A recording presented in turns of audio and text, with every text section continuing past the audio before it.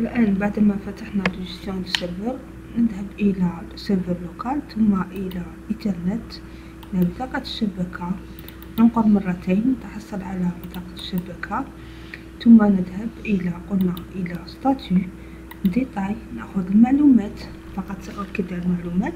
لدينا أدرس إي بي هي 192 168 110 129. لدينا لا باسخيل باغ ديفو 192 168 110 2. و دي ان اس سنرى فقط دي ان اس نفس الرقم لدينا، ها هو 110 2. سنقوم بإدراج هذه المعلومات، أي نذهب إلى propriété ثم إلى IPv4 ثم propriété ثم utiliser l'adresse de réseau suivante. سنكتب 192 168 ماذا قلنا 110 129 129. وعند النقر هنا سأحصل على الماسك دو سو ريزو. لا باسخيل باغ ديفو 168 ماذا قلنا 168 110 02 110 02. كذلك دي ان اس 168 110 02 بهذه الطريقة، ونضع اوكي.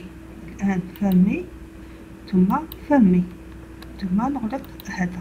الآن ماذا بقي لنا بعد هذه العملية؟ نذهب إلى هنا إلى طابلو دو بور، أعتذر هنا طابلو دو بور. الآن سننصب لاكتيف ديريكتوري. ما هي لاكتيف ديريكتوري؟ قبل أن ننصب لاكتيف ديريكتوري سنذهب فقط لنرى ما هي لاكتيف ديريكتوري. إن شاء الله نكون فاتحة بالنسبة لها هو دقيقة فقط. يعني في الحقيقة كنت وضع درس،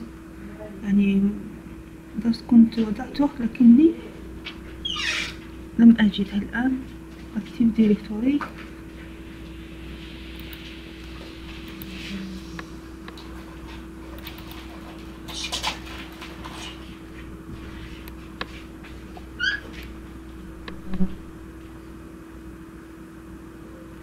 سننتظر قليلا.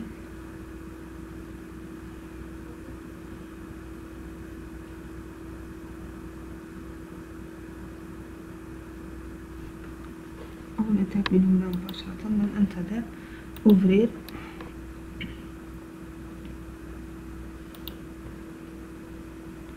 قلنا الأكتيف ديريكتوري، ها هو الأكتيف ديريكتوري، ها هو أوفرير. سأفتحه هنا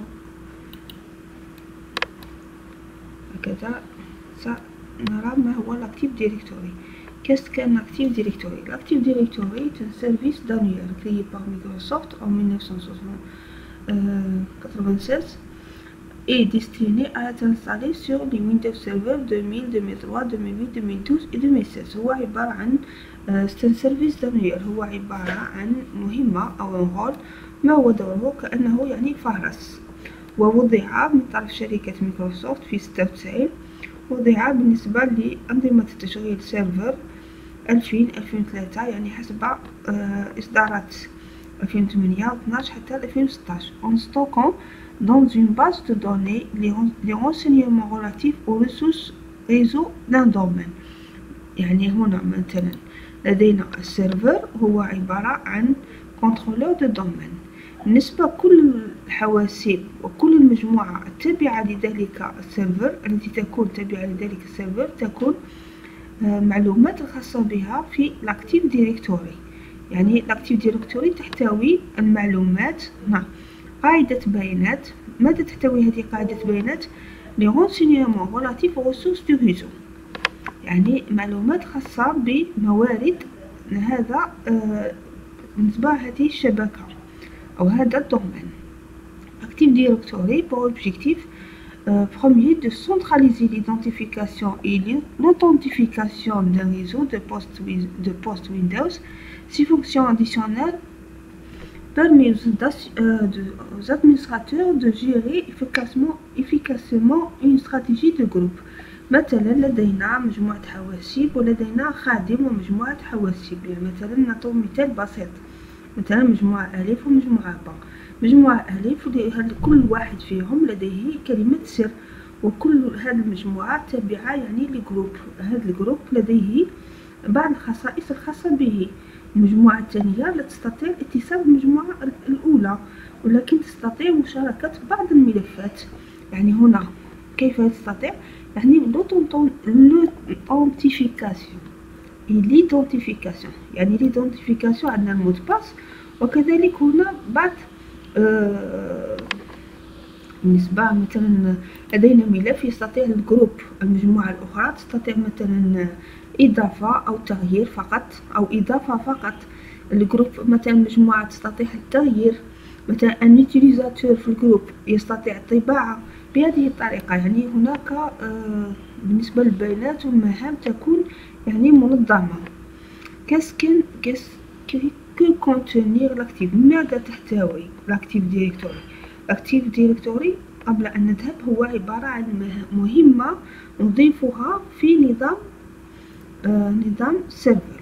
هو عبارة مهمة وعبارة عن ماذا؟ عبارة عن مجموعة، قاعدة بيانات تحتوي على ماذا؟ ماذا تحتوي؟ لي زوبجي. بالنسبة لاكتيف ديريكتوري ماذا تحتوي على لي زوبجي. ما هي لي زوبجي؟ compris dans la structure de l'activité sont de type de 3 types. عندنا لي زوبجي هذوما. قادر لاكتيف ديريكتوري تحتوي معلومات على لي ريسورس. ما نقصد بلي ريسورس؟ عندنا لي بوست دو travail، لامبريمونت، سكانر، دوسي بارطاجي اكسيتيرا. لي زوتيليزاتور، لي كونت انديفيديوال، اي جروب. لدينا حسابات شخصية ليزيزر وحسابات خاصة بالمجموعات، c'est-à-dire les listes d'utilisateurs avec leurs droits et leurs services. هذه التي كنت أتكلم عنها. leurs droits يعني مثلا جروب ديتيليزاتور يستطيع الطباعة، يستطيع مثلا فتح الملف ألف، ملف باء، يعني ملف ما أو برنامج ما. et leurs services يعني leurs services. لي سيرفيس لدينا ما هي مثلا لي سيرفيس أو خدمات. لدينا الكوريي إلكترونيك. يعني لاكتيف ديريكتوري لكي نلخص ما هي عبارة عن وعاء يحتوي، يعني بالتعبير المجازي يعني عبارة عن قاعدة بيانات تحتوي المعلومات الخاصة بلي زوبجي. هذه سنرى بتطبيقي يعني تكون فكرة أوضح. نعود إلى هنا. ماذا نعمل؟ أولا الآن سنذهب إلى أجوتي. الآن نحن مادام قمنا بتسمية سيرفر، قمنا بإعداد بطاقة الشبكة، المرحلة الثانية نقوم بإضافة ان رول. ما هو من هنا أو من هذا المكان. سأذهب إلى هنا أجوتي لي رول، ثم هنا ماذا سأعمل؟ سويفون، ثم سأترك هذه الأولى سويفون. يعني هنا الرول هذا إلى أين سأضيفه؟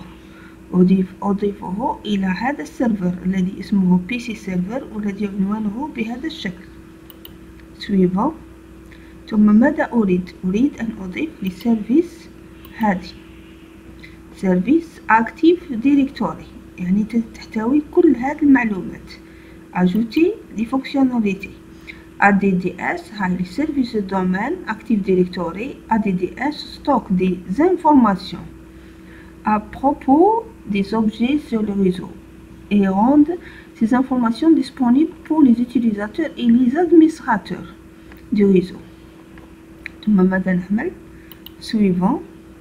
ثم هنا ماذا نرى؟ بالنسبة هنا انظروا fonctionnalité net framework يعني أضيفت، و gestion stratégie de groupe أضيفت. إذا سنعمل suivant. كذلك suivant. هنا يعني دائما سنذهب هنا انستالي. هنا قبل أن نقول انستالي ماذا قال لنا؟ قال لنا أنه يضيف ADDS يعني كل ما يخص لفونكسيوناليتي أكتيف ديريكتوري، يعني كل ما تحتويه. انستالي وننتظر ليقوم بتنصيب ADDS. سوف أتوقف عند هذا الحد إلى الفيديو الذي بعد هذا ونكمل العملية.